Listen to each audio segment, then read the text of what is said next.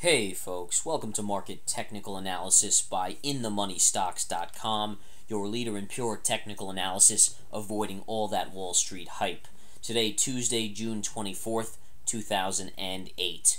Well, today was expected to be a snooze of a day as it is the day before the Fed releases their policy statement tomorrow on interest rates at 2:15 p.m. Eastern Time.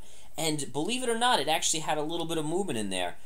Which was ultimately a little surprising as volume was decent today and we had some whipsaw action. Now, the whipsaw action stemmed from a few different areas. Number one, we obviously know about the two areas that have been driving this market. Predominantly, it's been oil, has been really in control of this market. When oil moves up, the markets move down. When oil moves down, the markets move up. And also, to a little effect, the financials. And yesterday we touched on the XLF, which is the financial spider, the ETF for the financials, and said that at this stage it looks like this ETF, or the financials in general, was due for a bounce. And sure enough, early in the morning the market was down and oil was up. Oil was up about $1.50, $2 very early on, and we're talking pre-market here, 8 a.m. Eastern Time or so. And basically, as we got closer to the open, the market really started to drop down a little bit. We got the consumer confidence at 10 o'clock, and it really was getting hammered. And then all of a sudden, the financials caught a bid as we had assumed they would. And right away, the market started to rally, and rallied hard and powerful, taking both indexes, all the indexes, in fact, the S&P, NASDAQ, and Dow, positive, pushing them all the way up. And this coincided with oil coming back down, oil actually moving to the downside. Now, late in the day, this is where we got that little whipsaw action. Volume began to dry up after oil closed at 2:30 p.m. Eastern Time. And what we saw was that as this happened, the market began to slowly roll over. And the markets basically ended, most indexes ended flat. You had the Dow just down 35 points, which is 0.29%, nothing there. The S&P was down about 0.28% or 3.71 points, and the NASDAQ was down about 17.5 points, which is about 0.75, 0.75%. So again, we saw the NASDAQ lagging a little bit here, but that index has actually been the leader and is now finally catching up to the rest of the market indexes a little more. It still hasn't caught up totally. But either way you look at it here, we saw the financials closing positive today, along with the home builders. A lot of the beaten down areas we're finally seeing some buying today, while technology still lagged out there. And we're going to talk a little bit about what was going on. The other thing that happened this morning, UPS came out and warned and basically said our earnings are not going to be what they were expecting and so forth. But when you look at that, a warning from FedEx came out a week ago or so. UPS, it's a no-brainer. I mean, anything that has that much to do with transportation and oil is going to get hammered with oil prices here. Just like the airlines. Intraday, the airlines are great traders right now, trading stocks, because they're so working inverse to the oil price. When oil falls, they take off.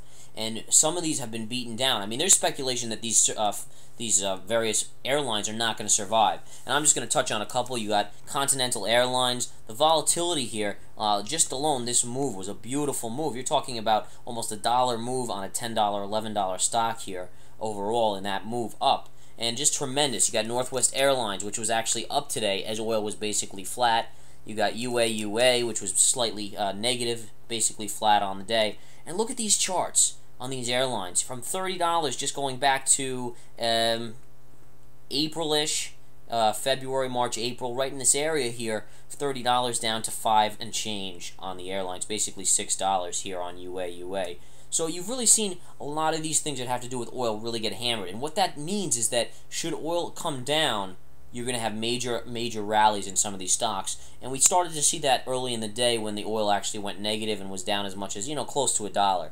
But overall, oil was very quiet today. It was one of the first quiet days on oil. Oil closed basically flat to slightly positive today. No real maneuvers. The USO was basically down about 8 cents by the close. And as things go, really no action in the USO. This is you can see the channel that we're in. And we're looking at the USO daily chart now. And you can see this channel just continues to hold up. And it's going to be all about which way we go out of this channel. And you can see it. It's hovering near the upper end of the channel. You have the Fed tomorrow. In fact, tomorrow there's a lot of stuff going on. And I'm just going to quickly list them because they're of their importance. 8 o'clock, 8:30, you have the durable goods. Not such a big deal. In a market that's driven by oil here and really getting hit by oil, and the Federal Reserve tomorrow, the new home sales also that's coming out at 10 a.m. and the durable goods at 8:30 are really non-events. The big events tomorrow are going to be these guys. You got oil inventories at 10:30. That will be a mover on the oil front, in which case oil affects the markets. We obviously know that, and there'll be a major move on oil probably off that one way or the other. You'll also have the Fed policy statement on interest rates at 2:15 p.m. Eastern Time.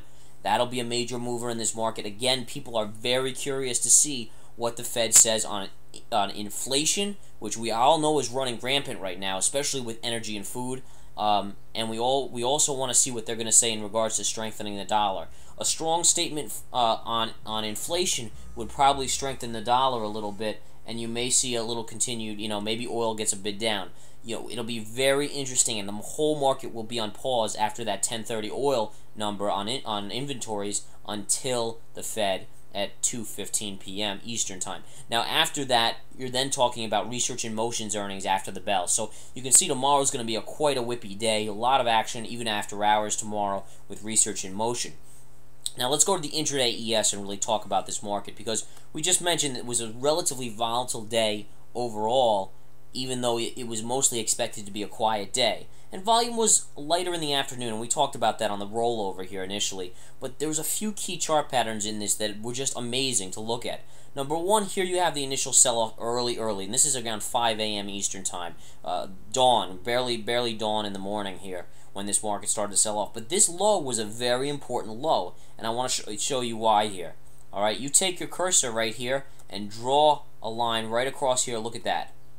So you had basically a move down into this area, and this low became the low of the market the whole day, and we could never get a close below this low. And you can see that. You had a rally, then you retested, then you had a better rally, then you retested and actually broke, but you didn't close the candle below. And I always stress where does the candle close, because when it's trading down here, you got a lot of amateur shorts saying, well, this is going lower because it's trading down here, and then by the time that candle closes, they've saved it. And that totally changes the outlook. In fact, it's a bottoming tail right there, which symbolizes a possible move up. And look at the type of move up you get off that bottoming tail. Just a beautiful move up, a powerful move up too at that. Basically from 1308 on the ES futures all the way to 1328-ish, give or take, there.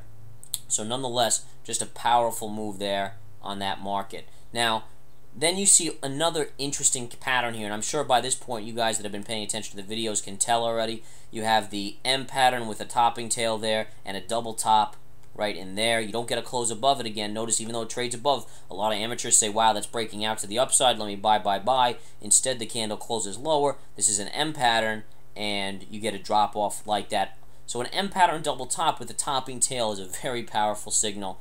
And obviously you keep your stop right above there, as it's not 100%, but it's very good, very high percentage on the short side. And look at the move down you get off that. So just off the bottoming tail here and the double bottom, you got a huge move here, and then off the double top M pattern topping tail, you get another huge move there. And you got to love that kind of stuff, because it's very clear for traders, and to teach off it as I do, as InTheMoneyStocks.com prides itself on teaching.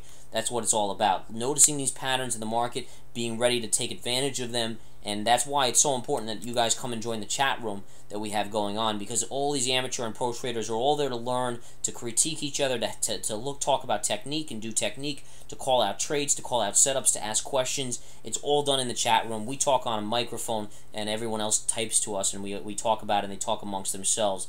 And it's just growing to be probably the best chat room for traders out there that I've ever heard of or seen. So just wonderful, and I do encourage you all to come and join that.